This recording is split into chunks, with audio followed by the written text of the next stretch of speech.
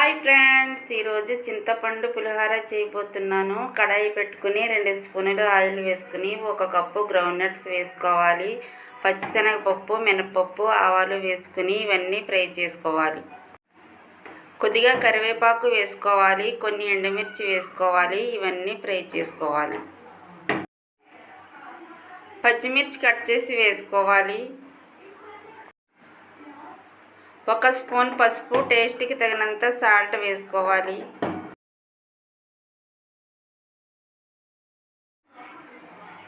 ఇవన్నీ ఫ్రై అయిన తర్వాత చింతపండు గుజ్జు వేసుకోవాలి.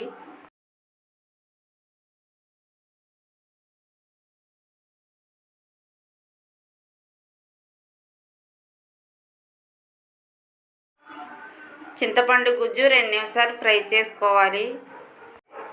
ఓకే, ఇవన్నీ ఫ్రై అయిపోయి ఉడికించుకున్న రైస్లో వేసేసుకుని పులిహోర కలిపేసుకోవాలి.